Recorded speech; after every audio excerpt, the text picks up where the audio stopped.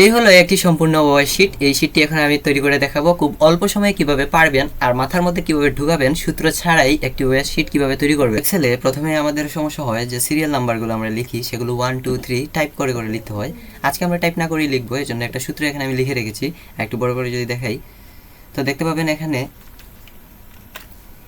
হচ্ছে equal to plus এ3 কেন দিলাম, কারণ আমার সিরিয়াল নাম্বারটা হচ্ছে এ কলাম এবং 3 নম্বর সারিতে আছে, এর জন্য এ3 দিয়ে দিলাম। সেলটা সিলেক্ট করে দিলাম এ3 প্লাস 1 কেন, কারণ প্রতিটা বাকি ঘরের সাথে এক এক করে যোগ হবে। এটা লেখার পরে যখন আমি ইন্টার চাপবো তখন দেখেন এটা 2 হয়ে গেল। তো আমার সিরিয়াল নাম্বার আর বাকিগুলো লিখতে হবে না, এখান থেকে মাউসটাকে ধরে ড্র্যাগ করে নিচে নামিয়ে দিলে যতটুকু পর্যন্ত আপনার প্রয়োজন সবগুলো সে অটো লিখে দেবে। সিরিয়াল নাম্বারটা আমাদের কমপ্লিট। এবার নেমগুলো আমাদের অবশ্যই দেখে দেখেই টাইপ করতে হবে। এমএস এক্সেলের প্রতিটা সেলগুলো এখানে সি সেলের ভিতরে আমি লিখেছিলাম ওয়ার্কিং হাওয়ার্স, কিন্তু সেটা ডি সেলের মধ্যে চলে গেছে। এগুলো কিভাবে ঠিক করবেন, মাউসের কার্সারটাকে একটু উপরে নিয়ে তারপরে এদিক থেকে টেনেও নিতে পারেন, আবার ডাবল ক্লিক করলে সেটা তার অনুযায়ী যতটুকু সেল প্রয়োজন ততটুকু নিয়ে নেবে। আমরা এভাবে সবগুলো সেলকে একবার সিলেক্ট করে বড় করে নিচ্ছি। যেমন এফ সেলে ছিল আমাদের মান্থলি ইনকাম, জিতে ছিল আমাদের ইনকাম ট্যাক্স, সবগুলো এখন ভালো করে দেখা যাচ্ছে। তো এগুলো সব সিলেক্ট করে নেবেন। উপরে লিখে ছিল ওয়াই শিটকে প্রথমে সিলেক্ট করে নিব যতটুকু প্রয়োজন, তারপরে এখান থেকে আমরা মার্জিন সেন্টার করে দেবো, তাহলে সেটি মার্জ এবং সেন্টারে চলে আসবে। এবারে আমরা ওভার টাইমটা বের করব। ওভার টাইম বের করার সূত্র, এখানে কোনো সূত্রই নেই, সূত্রর কোনো মুখস্থ করার প্রয়োজন নেই। এখানে শুধু সূত্রটা মুখস্থ করবেন আপনি, সমান ইফ দিয়ে ব্র্যাকেট এবং লাস্ট ব্র্যাকেট। আমি যদি এখানে একটু টাইপ করে দেখাই যে কী ধরনের সূত্র লিখবেন, সূত্র মুখস্থ করবেন জাস্ট এতটুকু, ইফ দিয়ে তারপরে হচ্ছে আপনার ফার্স্ট ব্র্যাকেট বা আপনার যে সেলটা থাকে ইফ দিয়ে সেই ব্র্যাকেট এবং শেষ ব্র্যাকেট, এই দুইটার মাঝখানে বা ব্র্যাকেটের মধ্যেখানে যে সংখ্যাগুলো বসবে সেটা আপনার নিজে থেকে বুঝে নিতে হবে। কিভাবে, ইফ বলে দিয়েছে যদি কেউ বেসিক ওয়ার্কিং হাওয়ারের চেয়ে 8 ঘন্টার চেয়ে বেশি কেউ কাজ করে তাহলে সে শুধু ওভারটাইমটা পাবে। তো এখানে দেখেন ওয়ার্কিং হাওয়ার হচ্ছে 10 ঘন্টা করে, ওভারটাইম হচ্ছে 2 ঘন্টা করে। তার মানে আমার ইফ শর্ত দিয়ে দিব। ওকে, তো সমান হচ্ছে সমান দিলাম, ইফ দিলাম, ব্র্যাকেটের মধ্যে আমি কি বসাবো, এই শর্তটা আমি কিভাবে দিব, মুখস্থ কতটুকু করব, শুধু সমান ইফ কিসের জন্য, আমি যখন এক্সেলকে বোঝাতে চাইবো আমি ওকে একটু শর্ত দিয়ে দিচ্ছি, তখন আমি শুধু ইফ ব্যবহার করব। ইফ দিয়ে দিলাম, ব্র্যাকেটের মধ্যে যে সেলগুলো বসবে সেটা কিভাবে বুঝবেন, এখানে ওয়ার্কিং হাওয়ার দিয়ে দিয়েছে বেসিক 8 ঘন্টার উপরে যারা কাজ করেছে, তার মানে বেসিক 8 ঘন্টার উপরে তখন আমরা কি দিব, গ্রেটার দেন চিহ্ন। এই হচ্ছে আমাদের গ্রেটার দেন চিহ্ন। গ্রেটার দেন চিহ্ন দিয়ে আমরা 8 দিয়ে দিলাম, কারণ হচ্ছে ইফ যদি সি থ্রি মানে আমার এই প্রথম সেল যেটা, সেটা শুরুই হচ্ছে 10 থেকে, এজন্য আমি সি3 দিয়ে এটাকে বুঝিয়ে দিলাম ওকে যে সি3 সেল হবে। সি3 সেলের মধ্যে যদি 8 ঘন্টার উপরে থাকে, জন্য গ্রেটার দেন চিহ্ন দিলাম। তাহলে আমরা কমা দিয়ে বুঝাই, তাহলে সি3 সেল থেকে 8 বিয়োগ করব, 8 বিয়োগ করলেই তো আমরা ওভার টাইমটা পাবো। 8 বিয়োগ করব, যদি এর উপরে না হয় মানে সি3 সেলের মধ্যে 8 ঘন্টার উপরে যদি কেউ না থাকে তাহলে হবে 0, এজন্য আমরা শেষে 0 দিয়ে দিয়েছি। এবারে যদি আমরা ইন্টার প্রেস করি তাহলে 2 পেয়ে গেলাম। আগের মতো এখানে ড্র্যাগ করে ধরে সোজা নিচে নামিয়ে দিলাম, সবার ওয়ার্কিং ওভারটাইমটা বের হয়ে যাবে ওয়ার্কিং হাওয়ার্স থেকে। আশা করি ওভারটাইমটা আমাদের কমপ্লিট। প্রতিটি সেলকে আলাদা আলাদা হাইলাইট করে দেই, কারণ হাইলাইট করলে দেখতে সুন্দর হবে, বুঝতে সুবিধা হবে। হাইলাইট করার সিস্টেম হচ্ছে প্রথমে সম্পূর্ণ সেলটাকে ধরে মাউস ড্র্যাগ করে সিলেক্ট করে নেবেন, তারপরে সবগুলোতে আলাদা আলাদা কালার দিতে পারবেন। তো আমি সবগুলোকেই কালার দিয়ে দিচ্ছি, কালার দেওয়া হয়ে গেল। এবারে ওভারটাইম পর্যন্ত কালার দেওয়া কমপ্লিট করে নিলাম। এখন আমি অ্যামাউন্টটা বের করবো। যদি দেখেন কালার কমপ্লিট হয় নাই তখন ধরে আরও নিচে নেমে যাবেন, দেখবেন সবগুলো কালার কমপ্লিট হয়ে গেছে। তো আমি আর এবারে অ্যামাউন্টের ঘরটাকে আগে সিলেক্ট করে নেই, কালার দিয়ে দিব। এবারে আমরা অ্যামাউন্ট বের করবো কিভাবে, আগে আমরা একবার শর্তগুলো পড়ে আসি, কারণ আগেই বলেছি এখানে কোনো সূত্র নেই, সবগুলো হচ্ছে শর্ত মেনে চলতে হবে। অ্যামাউন্ট বের করতে হবে, ক্যালকুলেট অ্যামাউন্ট ফ্রম ওয়ার্কিং হাওয়ার অ্যান্ড ওভারটাইম। তো ওভারটাইম এবং ওভারটাইমটা ক্যালকুলেট করব এবং হচ্ছে ওয়ার্কিং আওয়ারটা ক্যালকুলেট করব। তো আগে একটু শর্ত বুঝে নেই, শর্তটা কীভাবে বুঝবো দেখেন, ইফ আগেই বলেছিলাম সূত্র হচ্ছে আমার সমান ইফ বা ইকুয়াল টু ইফ, এইটুকু পর্যন্তই আমার সূত্র শেষ। বাকি যে লেখাগুলো আছে এখানে সবগুলো হচ্ছে আমার কন্ডিশন। তো কিভাবে দেখেন, প্রথমে সি3 গ্রেটার দেন 8, এটা কেন দিলাম, কারণ সি3 সেলটা কি বোঝাচ্ছে, ওয়ার্কিং হাওয়ার যে 10 ঘন্টার উপরে কেউ করে থাকে, 8 ঘন্টার উপরে কেউ করে থাকে, এটা হচ্ছে বেসিক। তাহলে বেসিক সেভাবে 8-এর সাথে ইন্টু 250, 8 ইন্টু 250, মানে হচ্ছে 8 ঘন্টার সাথে প্রতি ঘন্টার জন্য সেভাবে 250 করে, এই জন্য 8 দিয়ে গুণ করে দিলাম। সাথে যোগ হচ্ছে ওভারটাইম। ওভারটাইম কেন আগেই বলে দিয়েছে, ওভারটাইম এবং ওয়ার্কিং আওয়ার দুইটা একসাথে করেই অ্যামাউন্টটা বের হবে। তো ওয়ার্কিং আওয়ারের পরে আমার ওভারটাইম, ওভারটাইম হচ্ছে প্রতি ঘন্টার জন্য 500 টাকা। আর ওভারটাইমটা কোন সেলে আছে, D3, এজন্য আমি D3 দিয়ে 500 টাকা গুণ করে দিচ্ছি। আর সাথে হচ্ছে C3 সেল, C3 সেলে যতগুলো আছে সবগুলো হবে 250 করে গুণ বা 250 টাকা করে গুণ। এবারে যখন আমি ইন্টার চাপবো বা ব্র্যাকেট দিলে কিন্তু ব্র্যাকেট ক্লোজ করতে হবে, আগেই বলেছিলাম সমান ইফ ব্র্যাকেট এবং ব্র্যাকেট ক্লোজ, এই দুইটাই হচ্ছে গিয়ে আমার সূত্র। বাকি সবগুলো মাঝখানে কন্ডিশন যদি প্রশ্ন বুঝতে পারেন তাহলে কোনো সূত্রে আর কোনো ঝামেলা থাকবে না। ইন্টার চাপেন, 3000 করে বের হয়ে গেল। মাউসের ড্র্যাগ করে চেপে ধরে নিচে নামাই দেন, সবগুলো বের হয়ে যাবে। তো এখানে সবার অ্যামাউন্ট বের হয়ে গেছে। মান্থলি ইনকাম সেলের মধ্যেই বুঝিয়ে দেওয়া হয়েছে এখানে কি করতে হবে। মান্থলি মাস, মান্থলি হচ্ছে মাস, আর এক মাস সমান হচ্ছে 30 দিন, তাহলে আমরা 30 দিয়ে ইনকামটাকে গুণ করব।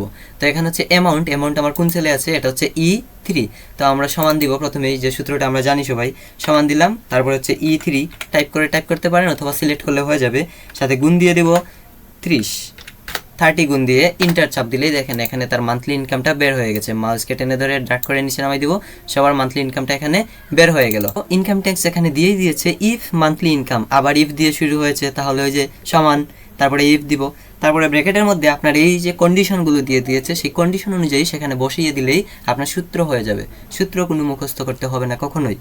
ইফ তারপর হচ্ছে মান্থলি ইনকাম, মানে মান্থলি ইনকামের যে সেলটা থাকবে ওই সেলের সাথে যদি 12,000 টাকার উপরে হয়, যদি মান্থলি ইনকাম যে সেলে আছে ওই সেলে 12,000 টাকার উপর থেকে বা 12,000 টাকার সমান থেকে 32,000 টাকা অথবা 32,000 টাকার নিচে কোনো টাকা পাওয়া যায়, তাহলে ওই সেলের সাথে গুণ হবে 10%। আবার বলছি 2 নাম্বারটা, এখানে মান্থলি ইনকাম, মান্থলি ইনকামের যে সেলটা থাকবে ওই সেলের ভিতরে যদি 32,000 বা 32,000-এর উপর থেকে 50,000 বা 50,000-এর নিচে কোনো টাকা পাওয়া যায়, তাহলে সেই সেলের সাথে 15% টাকা গুণ হবে। আদারওয়াইজ জিরো, আদারওয়াইজ মানে হচ্ছে যদি এর বাইরে ধরেন 12,000 টাকার নিচে অথবা 50,000 টাকার উপরে কেউ টাকা পায়, তাহলে তার সাথে গুণ হবে 0%। তারপরে আমরা ব্র্যাকেট ক্লোজ করে দিব, কারণ ইফ দিয়ে শুরু করলে ব্র্যাকেট দিব, তারপরে আবার শুরু করে দিব। এখানে একটু বলে রাখি, 12,000 টাকা এবং 32,000 টাকা দুইটা জিনিস বলে দিয়েছে, এই জন্য আমরা মাঝখানে এন্ড একটা যোগ করে দেব। তো আমি চলে যাচ্ছি আবার এক্সেলে, আমি সূত্রটা এখানে লিখে রেখেছি, দেখেন ইফ সমান ইফ দিয়ে প্রথম ব্র্যাকেট, এইটুকু পর্যন্ত আমাদের মুখস্থ থাকতে হবে। আর এন্ড কেন দিলাম, কারণ এখানে দুইটা করে বলা হয়েছে 12,000 এবং 32,000, এই জন্য ইফ দিয়ে দিলাম। তারপরে সূত্রটা দেখেন আমার F3 কোথায়, আমার মান্থলি ইনকাম হচ্ছে F3 সেলে পড়েছে। তো আপনার যদি অন্য কোনো সেলে পড়ে তাহলে সেটা এখানে দিয়ে দিবেন। তারপরে আমি দিয়ে দিবেন, তারপর F3 সেলের মাঝে আমি দিলাম গ্রেটার দেন ইজুয়াল টু 12,000। কেন, যে 12,000 টাকার সমান অথবা 12,000 টাকার উপরে যদি হয়, এই জন্য গ্রেটার দেন এবং ইকুয়াল দুইটা সাইন আমি একসাথে ব্যবহার করেছি, এই জন্য এন্ড এখানে আগেই দিয়ে রেখেছি। তারপরে কমা দিয়ে দিলাম। F3 সেলের মধ্যে যদি 32,000 টাকার সমান, এজন্য সমান চিহ্ন, আর যদি 32,000 টাকার নিচে হয় তাহলে লেস দেন চিহ্নটা দিলাম, ব্র্যাকেটটা ক্লোজ করলাম। তারপরে আবার এর সাথে কমা দিলাম, কমা দিয়ে বুঝিয়ে দিলাম যদি এই ধরনের কোনো ফাংশন তুমি পেয়ে থাকো বা এই ধরনের 12,000 টাকার সমান বা উপরে তুমি পাও, তাহলে তার সাথে তুমি গুণ করে দিবা 10%। আবার আরেকটা সূত্রে আরেকটা কন্ডিশনে বলে দেওয়া হয়েছিল যে ইফ এর সাথে, ইফ আমরা সূত্র দিলাম, তারপরে হচ্ছে যদি F3 সেলে 32,000 টাকার সমান বা 32,000 টাকার উপরে এবং F3 সেলে যদি 50,000 টাকার সমান বা 50,000 টাকার নিচে, যেন লেস দেন চিহ্ন ইকুয়াল টু চিহ্ন, তাহলে F3 মানে ওই সেলের সাথে তুমি গুণ করে দিবা 15%। যদি এরকম কিছু নাই হয় তাহলে থাকবে F3 সাথে 0% দিয়ে আমি এখানে দুইটা ইফ ব্যবহার করেছি। দুইটা ইফ ব্যবহার করার জন্য দুইটা ব্র্যাকেট দিলাম। যখন দেখবেন ব্র্যাকেটের কালার কালো হয়ে গেছে, দেখুন প্রথম ব্র্যাকেটের চিহ্ন সবুজ, পরের ব্র্যাকেটের চিহ্নটা কালো, তখন গিয়ে বুঝবেন আপনার ব্র্যাকেটটা ক্লোজ হয়েছে। এবার ইন্টার চাপেন, এখানে হচ্ছে 0, সবগুলোকে ধরে ড্র্যাগ করে টিনের নিচে নামায় দেন, তাহলেই বের হয়ে যাবে কার ইনকাম ট্যাক্স কত টাকা। তাহলে আমাদের ইনকাম ট্যাক্সটাও শেষ হয়ে গেল। এটাকে যদি কালার দিতে চান সম্পূর্ণটাকে সিলেক্ট করে নেবেন, এখান থেকে এই যে এখানে থিম কালার আছে সেখান থেকে যে কোনো একটা কালার দিয়ে দিতে পারেন, হলুদি দিয়ে রাখলাম। এখন পেমেন্ট বের করব। পেমেন্টের জন্য আমরা আবার কন্ডিশনটা একটু দেখে আসি। এখানে বলে দিয়েছে calculate payment from monthly income minus income tax, তার মানে ক্যালকুলেট করতে হবে আমাদের কোথা থেকে, মান্থলি ইনকামের যে টাকা ছিল মান্থলি ইনকামের টাকা থেকে ইনকাম ট্যাক্সটা শুধু বাদ যাবে। পেমেন্টের যে সেলে আছে সেই সেলে একটা ক্লিক করে দিব, সমান চিহ্ন দিব। যদি সাধারণ কোনো অঙ্ক করতে হয় তাহলে আমরা সমান দিয়ে শুরু করব, আর যদি শর্ত দিয়ে শুরু করতে হয় তাহলে ইফ দিয়ে শুরু করব। তো আমাদের মান্থলি সেল কোন সেলে আছে, F3। তো F3 আর মাইনাস তো বলেই দিয়েছে, মাইনাস হচ্ছে ইনকাম ট্যাক্স, তো ইনকাম ট্যাক্স হচ্ছে গিয়ে G3। 3। তো এখন ইন্টার চাপেন, বের হয়ে যাবে, কারণ এখানে ইনকাম ট্যাক্স 0, এজন্য ও ফুল বেতন পাবে। যাদের বেতন থেকে ইনকাম ট্যাক্স কাটা হয়েছে শুধু এখানে 45,000 টাকা থেকে 6,750 টাকা কাটা গেলে 38,250 টাকা, বাকি সবগুলো এসে বের করে দিবে। এখন আমরা এক্সেল কী জন্য ব্যবহার করি? আমরা এক্সেল সাধারণত ব্যবহার করে থাকি যে একসাথে যখন অনেকগুলো, ধরেন আপনার অফিসে 50,000 মানুষ আসছে, তো 50,000 মানুষের জন্য আলাদা আলাদা স্যালারি শিট তো তৈরি করা সম্ভব না, আর ক্যালকুলেটর টিপেও আপনি সেটা বের করতে পারবেন না।